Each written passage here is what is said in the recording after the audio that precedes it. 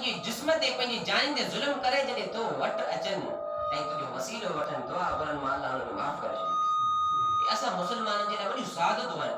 नबी करीम सल्लल्लाहु अलैहि वसल्लम जूं लाहद हदीसूं आहिनि। हज़रत अबू हुरैरा 700 हदीसूं रवायतूं कयूं आहिनि। अबू हुरैरा फरमाए थो त जेतिरियूं हदीसूं अल्लाह जे प्यारे महबूब उम्मत जे लाइ जेकी वक़फ़ कयूं एतिरियूं ॿियो कंहिंखे न कयूं, एतिरियूं हदीसूं वक़फ़ कयूं।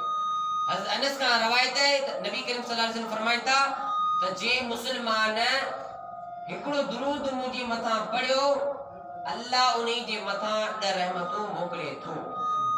ॾिसो ख़ुशि नसीबी आहे न असांजे मथां। असां नबी साईं जे मथां हिकिड़ो दुरूद पढ़ूं था अल्लाह पाक फौरन असांजे मथां 10 रहमतूं मोकिले थो। नमाज़ जे लाइ वज़ू करणु ज़रूरी आहे, जनाज़े जे लाइ वज़ू करणु ज़रूरी आहे, क़ुरान जे लाइ वज़ू करणु ज़रूरी आहे, पर दुरूद जे लाइ सलात जे लाइ वज़ू को मुक़ररु न आहे। तुंहिंजी पाक ज़बान तूं ॿियो दुरूद पढ़। असां मुस्लमाननि खे सादत नसीब न थींदियूं, ॿियो कंहिंखे थींदियूं, पर इन्हनि सादतनि जे बावजूदि असां मुस्लमान रब खां परे थी वेंदा आहियूं। अहिड़ियुनि मस्जिदनि खां परे थी वेंदा आहियूं, नमाज़नि खां परे थी वेंदा आहियूं। असां ज़िंदगी में जेके बरक़ातूं ईद जी ईंदियूं आहिनि उहे बि लागर्ज़ी सां पढ़ंदा आहियूं, पर अलाह पाक फरमाए थो मुंहिंजा ममून तुंहिंजा बाना जॾहिं अहिड़ा कम करतूं त करे जॾहिं मस्जिद में गणंदा मां रब जे घर में दुआ घुरंदमि मां अलाह उन्हनि खे माफ़ करे छॾींदुसि।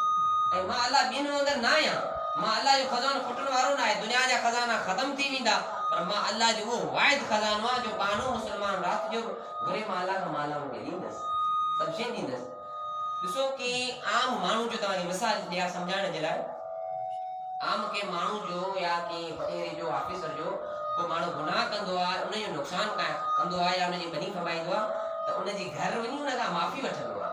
उनजे घर वञी फोन ते या न्यापनि ते माफ़ी न ॾींदो आहे। जॾहिं उनजे घर असीं लड़ी वेंदा आहियूं तॾहिं माफ़ी ॾींदो न। त अलाह पाक फरमाए थो बाना तूं केॾा बि गुनाह कर, तूं मुंहिंजा केॾा गुनाह कर, तूं नमाज़ न पढ़, पर जॾहिं मुंहिंजे घर में ईंदे, हाणे अलाह जो घर कहिड़ो आहे? मस्जिद। जॾहिं मुंहिंजे घर में ईंदे मूंखां हथ ॿधी माफ़ी वठंदे, रोई पंहिंजी अखियुनि मां लुड़क वाए मां अलाह खां माफ़ी वठंदे, मां अलाह तोखे माफ़ करे छॾींदुसि। दुनिया जो वॾेरो तोखे माफ़ करे या न करे उन में शक आहे, पक न आहे, पर मां अलाह में तूं शक न कजे, मां अलाह तव्हांखे माफ़ करे छॾींदुसि। अस्सलातु मिराजुल मोमिनीन, नमाज़ मोमिन जे लाइ मेराज आहे।